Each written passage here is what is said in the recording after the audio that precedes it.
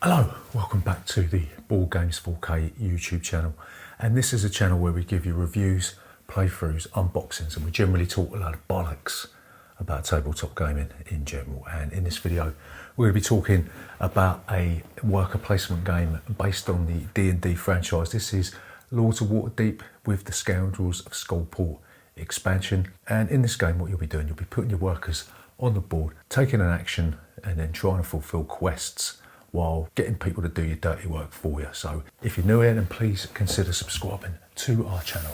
Leave a comment in that section down below and we'll see you after this.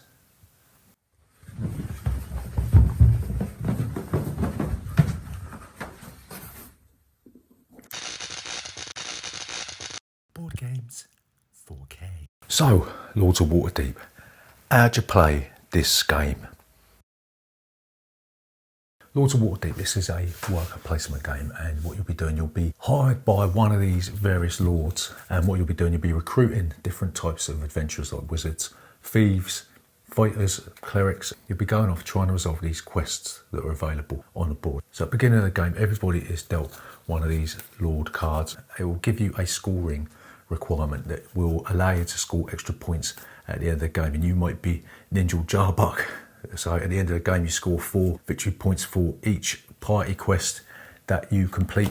You might be Kairani Agravar, and at the end of the game you score 4 victory points for each Arcana quest that you complete. So there's various different ones that you can take control of, and the expansion adds a few more. So yeah, you'll take one of these Lord cards and you'll put it face down under your player mat. So dependent on a number of players, each player will get a certain amount of agents that they will be sending out onto the board to take various actions. And on your turn, what you'll do, you'll take one of your agents and you'll place it on the board into one of the relevant spots where you see the agent sign. So you might want to put your worker on the builder's hall, and what this will allow you to do, this will allow you to take one of these building tiles and you'll put it in one of these relevant spots, and you put one of your faction markers on it, and that will mean that you own it. And if anybody ever goes there, they will have to give you a specific benefit. And each of these give you different special abilities. They might let you take all of the types of workers from that card, or they might give you a specific benefit when you land on this space. So this one here will give you 3 thieves, some money, and some corruption from the expansion. So in order to complete quests, you're going to need to hire some adventurers, right? So you might want to go to different spots. You might want to get some fighters, in which case you'll go to the Fields of Triumph and you'll pick up 2 fighters. You might want to go to the Grinning Lion Tavern where you can pick up some thieves, or you can go and get some wizards at Blackstaff Tower, or you can visit a plinth and grab a cleric. And what you'll do, you'll take the relevant cubes from the supply, dump it onto your player mat, and that will allow you to complete some of these quests. So when you want to complete quests, what you have to do, you have to take your agent, you have to stick him in the Cliff Watch Inn. What you'll be doing, you'll be taking one of these available quests that have been put out onto the board. And also if you go to the Cliff Watch Inn, you get a benefit. So here, if you go to the space here, you'll get to take a quest card, you'll get a couple of money. If you go here, you'll get to take a quest card and you'll take an intrigue card. More on that later. And then this one, you'll be able to take a quest card. So quests are very simple. What you do, you get a requirement. So this card, you need a cleric, a fighter, and a thief, and 2 money, and then you will get the reward of 4 victory points that is displayed on there. And also on quests, there'll be a certain category which is related to most of the Lord cards. So that will come back into play during final scoring. So there's various other places you can go to. If you want to be first player, you'll have to go to Castle Waterdeep, and that will allow you to take the first player token, be first player at the beginning of the next round. It also gets you to take an intrigue card, and if you want to get an intrigue card, you'll have to go to Waterdeep Harbour. There's a maximum amount of spaces here, and what you'll do, you'll take an intrigue card, and what intrigue cards do, they generally allow you to stitch up other players. Right, so intrigue cards, they generally allow you to stitch people up. So you can put somebody on a mandatory quest. So this one here is cover up a scandal. So what you'll do, you'll give this to one of the players, and before they can complete any other quests, they will have to complete the nasty little quest that you decided to give them, you bastard.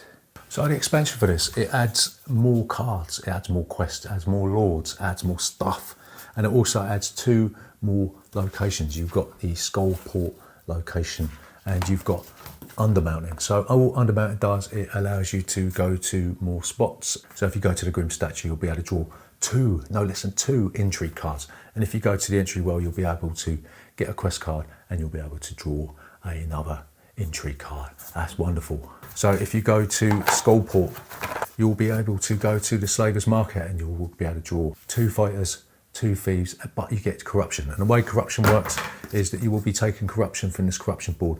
When these empty out, this means this activates this minus number of victory points, and the more corruption you get, the less points you will have at the end of the game. So it's a mechanism that gives you benefits, because you can spend corruption to get really, really tasty benefits, but at the end of the game, the more corruption you get, the less points you'll get. And it's one of those nice balancing mechanisms that's stuffed in here to try and tempt you into getting victory points quick and then trying to dump these corruption cards out via some of the intrigue cards, right? So that really does add another element to this game.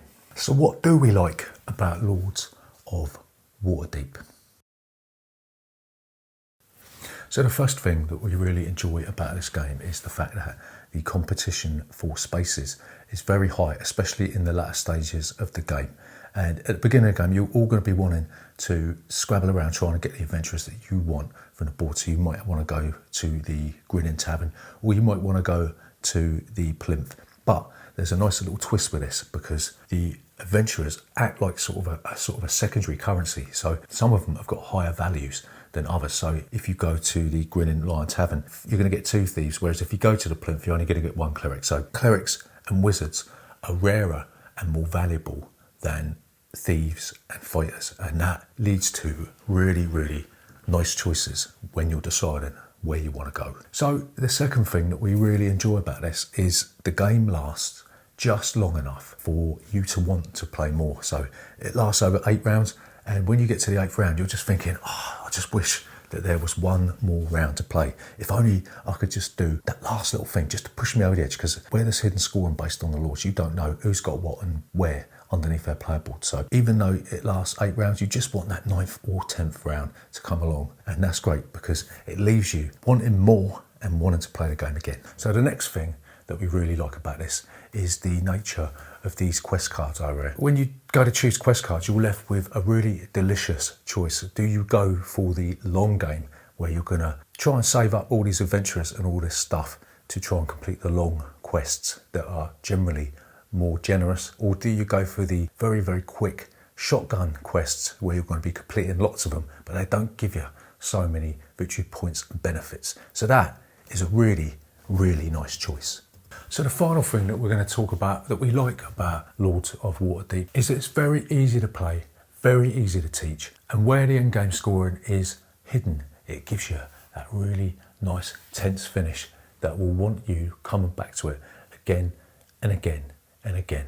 And this is an ideal game to introduce to new gamers, and there's enough meat on the bones here for ardent and hardened strategists like you and me, right? So what don't we like about Lords of Waterdeep? So the first thing that we find frustrating about Lords of Waterdeep is the fact that the theme, even though it's got Dungeons and Dragons on the box, right, it's really got nothing to do with D&D, and that renders the theme a little bit weak.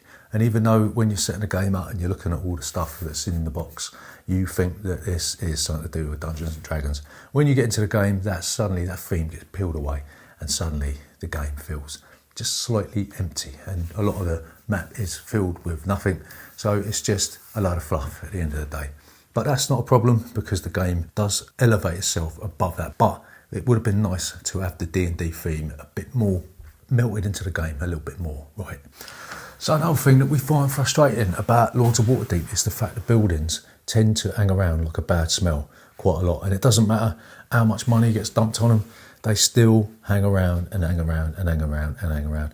And if there's some really crappy buildings out there that nobody wants to use, they just stay there for quite a while. And like we said, it doesn't matter how much cash gets dumped on these, they just tend to hang about, and people tend to buy them just so they can free up building space just to see what the next one is. And that's a real shame, but the fact there is a gazillion building tiles in this game means that that is largely neutered, but it's still a bit of a bummer, right? So another minor problem we got with this game is that sometimes, based on the quest cards you draw, there may not be anywhere that you can go in relation to that quest because other people have gone down there, or the stuff that you want just simply isn't available. So it all depends how far down the rabbit hole of that quest you've gone. So if you've opted for the long quest and everyone's going for the same thing, you may not be able to complete that quest, so you might have to just go and draw another quest. So the final thing that we're going to moan about with Lords of Waterdeep is some of these Lord cards are really unbalanced. So if you just happen to draw a really crappy one, then you're kind of stuffed. And like this one, this Scoundrels, this is really, really hard to complete, you know what I mean? So if you're stuck with this one, you're going to be stuffed because at the end of the game, you score 4 points for each non-mandatory quest you complete. If you've got Xenophile, then you will score 4 points for each corruption that you've got in your tavern. And that's really, really hard because corruption in the expansion gives you negative points. So if you've got him, you are stuffed, right? So these Lord cards are really, really quite unbalanced, right? So it all depends on which one you grab. Really what you should do is say maybe draw 2 or 3 of these cards and then choose one to keep. Yeah, that's a real major problem because you could be stuffed right out the gate before you even begin. So to summarise, is Lords of Waterdeep worth playing today and in the future? So yes, we recommend this game. This is one of the seminal worker placement games that you need to play. It needs to be in your collection. It's simple to teach, it's simple to play. There's a plethora of really tasty actions that you can take on this board. It's not without its faults. Sometimes there's not many places to go. The building tiles tend to hang around quite a bit.